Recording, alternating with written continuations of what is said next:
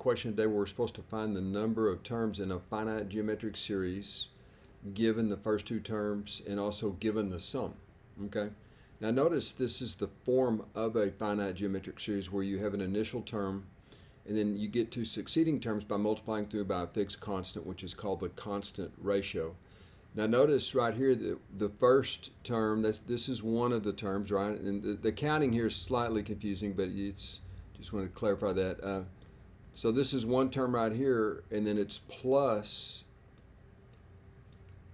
n minus 1 terms, right? So that's equal to n terms. And again, perhaps I shouldn't belabor that point, but this does represent a finite sum containing n terms where n is just a natural number.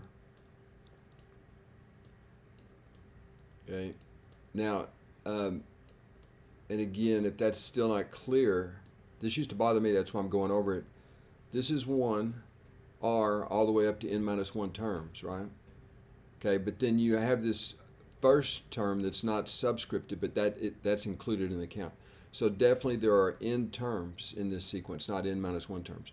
Now, we need to come up with a way to produce a sum formula, and I'm just going to briefly go through that. Notice that if you multiply s by the common ratio, s times r, we get kind of a circumstance where a lot of terms are going to cancel out. So SR is equal to, see how this one just gets bumped over to here, a to the r? I mean a times r, excuse me. All right. Then if you multiply r times this guy, you get plus ar squared. And y'all, literally this is a derivation of the formula for a finite geometric series. All right, and then you'll have the similar stuff happening. We'll write the ellipsis here, and then you will include this term, but you will also include a raised to the r. Excuse me, I keep saying that wrong. A times r raised to the n. Okay. So see what happened here? It got bumped up again. If you multiply r times ar n minus 1, you get ar raised to the n, just basic properties of exponents. But notice that if you subtract, okay, so if you looked at, you can write this, you can write the sum of this s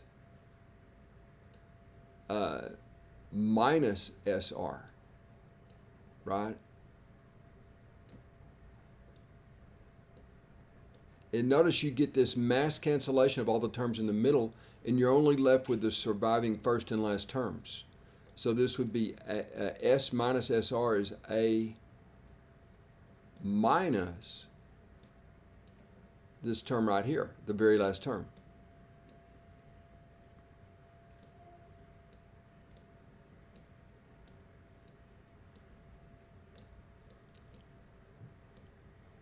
And you can see exactly, this is the same thing as s times 1 minus r, and you can see how the simplification from this stage,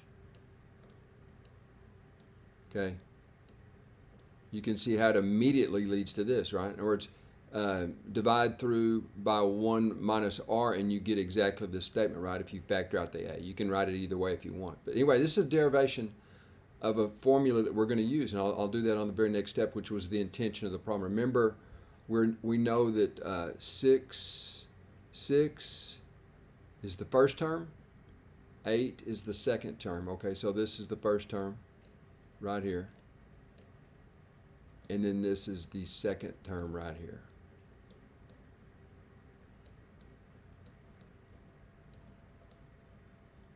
Okay, so again, we're given that information, and we're given the sum, and we're supposed to compute the total number of terms in the series.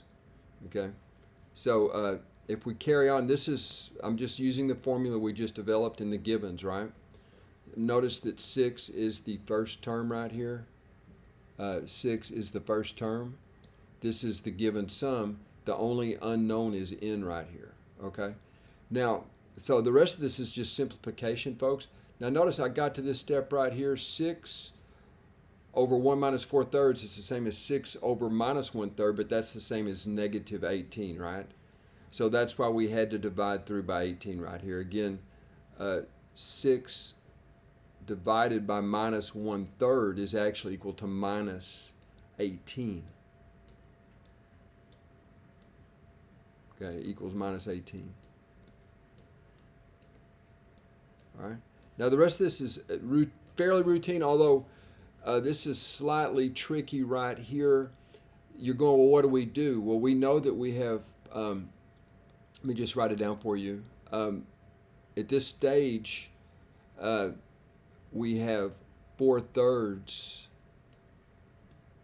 raised to the n power. Again, n is some unknown natural number that's going to end up being the number of terms in our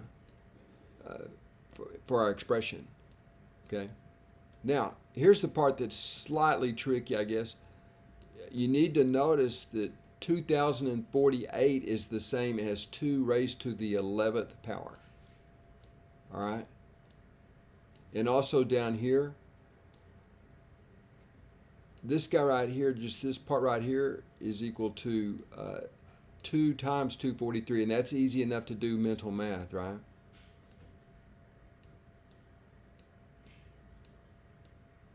Okay, but what do we get here? We get 2. And again, now another recognition thing. 243 is 3 raised to the 5th power. See how we're making some progress here? Okay, but notice that one of these 2's cancel with one of these 2's, and so we're finally left with 2 to the 10th over 3 raised to the 5th power. But again, you can see that laws of exponents come in here. This is the same as 4 to the 5th over 3 to the 5th. Isn't that cool? So, it's this time, one of my favorite words in math is when you get to the point where you can do an inspection. By inspection, we see that n is equal to 5, and that's our answer.